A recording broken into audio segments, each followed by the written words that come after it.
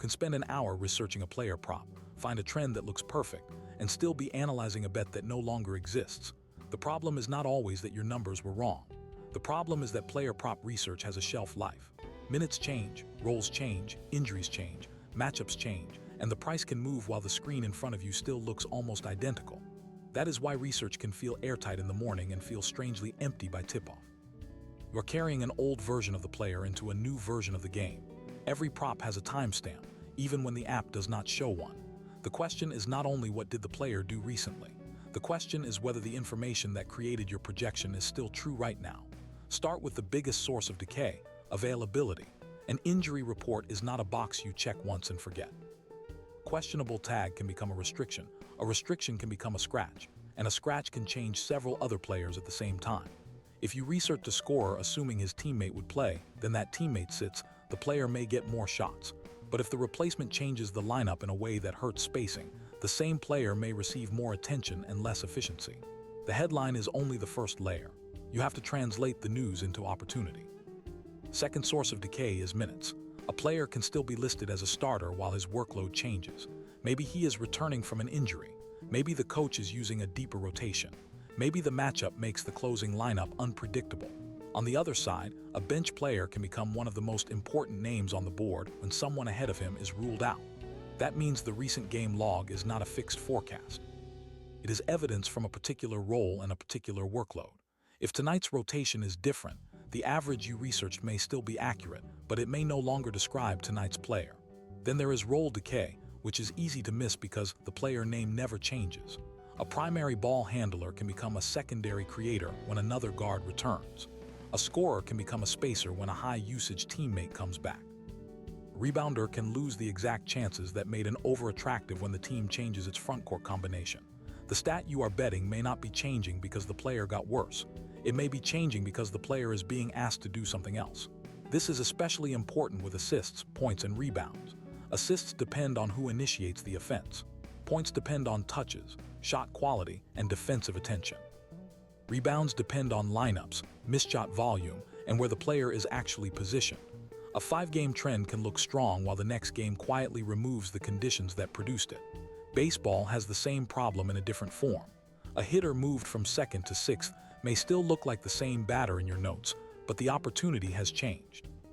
May receive fewer plate appearances, see different situations with runners on base, and have a different path to hits, runs, or total bases. A late lineup scratch can also change how the opposing pitcher attacks the entire order. The third source of decay is the matchup itself. A defense can change its best assignment when a different starter enters. A backup can create a mismatch that changes where the offense attacks. A small lineup can speed up a basketball game while also changing rebound chances. In football, one offensive line change can affect pressure, pass attempts, and the time available for a quarterback to reach a passing prop. The matchup you researched at 10 in the morning may still be printed on the schedule, but the actual matchup can be different by game time. Player props are not played against a schedule. They are played against the version of the opponent created by the active lineup. The fourth source of decay is price. This is where good research can become a bad bet without any player news at all. Maybe your analysis correctly identified an over, but thousands of other bettors saw the same trend.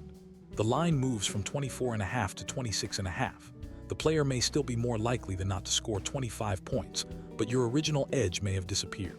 A line move is not automatically proof that the market is right, and an unchanged line is not proof that the market missed something.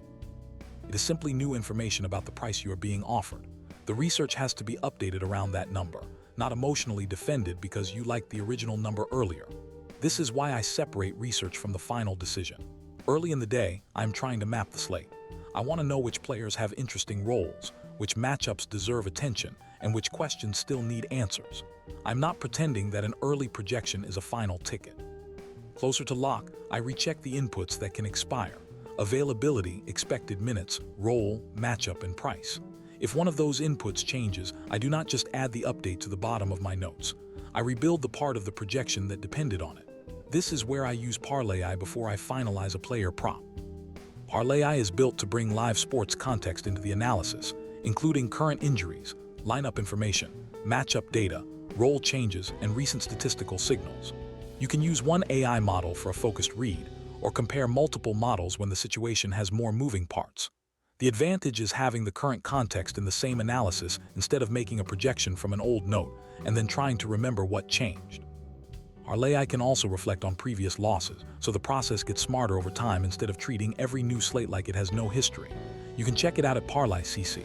The link is on screen. The cleanest way to keep research from going stale is to give every prop a short final audit. First, write down the original thesis in one sentence. What exactly made the prop attractive? Was it minutes, usage, matchup, pace, lineup position, or a price that looked slow to adjust? Second, check what changed since you wrote it. Do not search for information that confirms the original idea. Look specifically for the update that could break it. Third, rebuild the opportunity.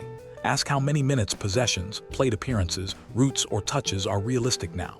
This is where averages become useful again, because you are applying them to a current role instead of blindly carrying them forward. Fourth, check whether the market has already charged you for the new information. Better opportunity can still come with a worse number. More minutes do not guarantee more value if the prop moved too far. Finally, decide whether the current version of the bet is something you can explain without referring to the original story. If the explanation starts with what was true 6 hours ago, the research is stale. The goal is not to wait until the last second and panic. The goal is to understand which parts of your work are durable and which parts expire quickly. Player's long-term skill may be stable. His minutes tonight are not. A team's general pace may be useful background. Tonight's active lineup can matter more. A trend may identify a direction. The current price decides whether that direction is worth betting. So treat research like a live document, not a finished product. Build the first version early, then give it a deliberate update before you commit money. Recheck the player, the role, the matchup, and the number as they exist now. Because the most dangerous prop is not always the one with bad research.